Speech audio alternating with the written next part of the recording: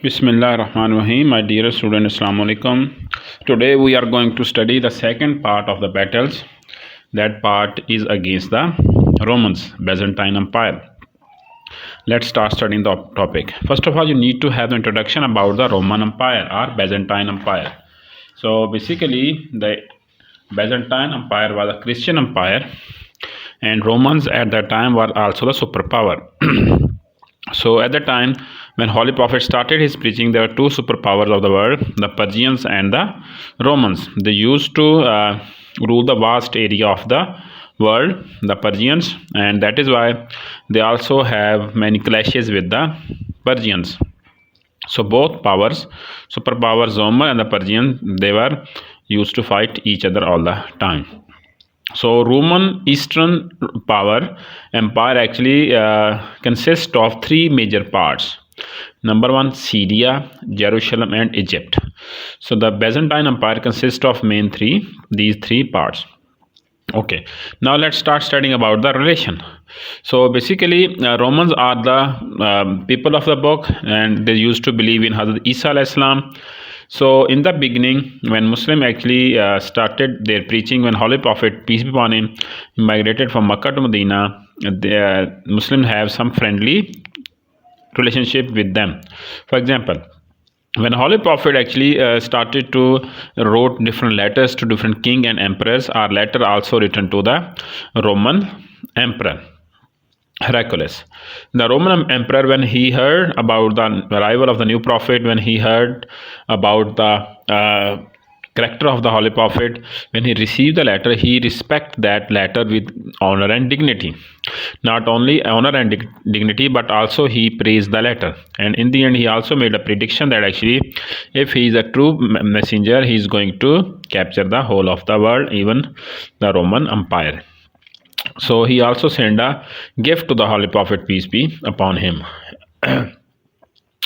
Number one. And number two, when that ambassador, when they were coming back to earth, they've been captured by the Christian prince near Muta, and the person actually who brought the letter to the Heraclius were martyred by that person. So that was important for Muslims to take the revenge of that murder. So Holy Prophet, peace be upon him, sent an army under the supervision of Hazrat Usama bin Zaid bin Haris, and other people. So because of this, that battle took place, that is known as Battle of Muta. We have studied about that battle.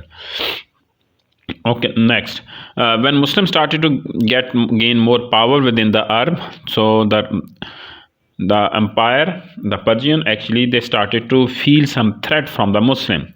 So that is why they started to prepare themselves for the war against the Muslim in a secret way. But Holy Prophet came to know about this, and Holy Prophet started his journey from Medina to Tabuk. So that we have studied about in detail, that battle of expedition of Tabuk was the most difficult expedition from the history of Islam because of many solid reasons.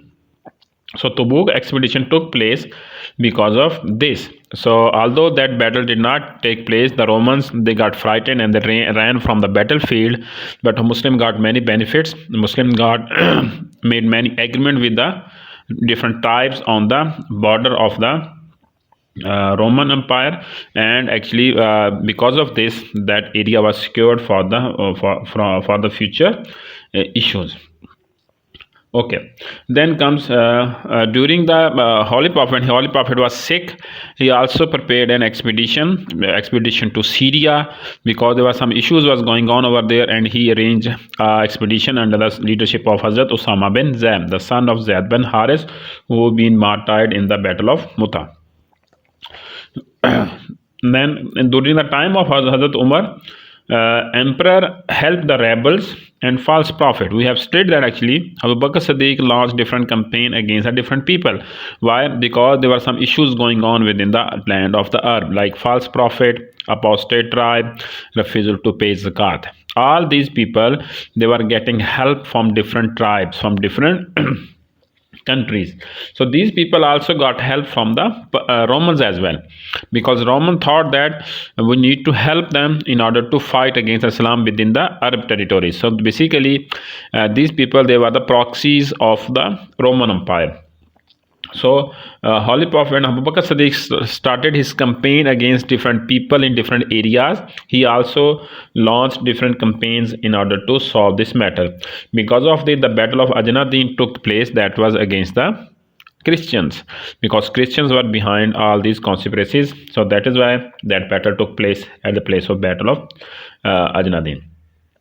Okay, last but not least, it was important for Muslims to turn their attention towards the Byzantine, because actually these were the people who always created some confusion issues and triggered some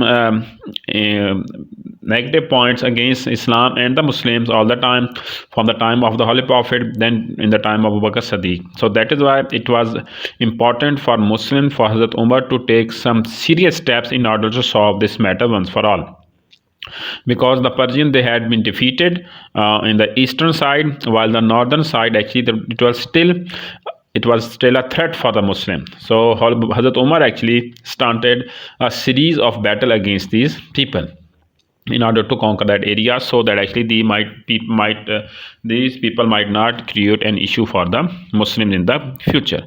So there are three main battles which took place during a time of Hazrat Umar in this regard. Number one is Battle of Yarmouk, and this is the most famous battle which took place, and Muslim actually got the victory, and Muslim defeated the Romans in the Yarmouk. Then comes secondly their capital fall of Jerusalem.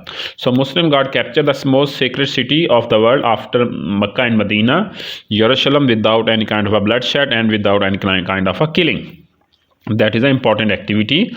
Inshallah, we are going to study these points in detail. Then comes the conquest of Egypt. So Egypt, it was also the part of Byzantine Empire, but it was on the western side of the Jerusalem. So Muslim also got captured the Egypt. Now you need to know that actually Muslim got captured all fertile land, Euphrates and Tigris and the Nile River. So Muslims started to become financially strong, independent, and they got captured the most of the area of the world, which actually were creating issues for the Muslims. So my dear students, these three battles are going to be studied by us in future, inshallah. Tomorrow we are going to study about the Battle of Yarmouk. Until then, Allah Hafiz.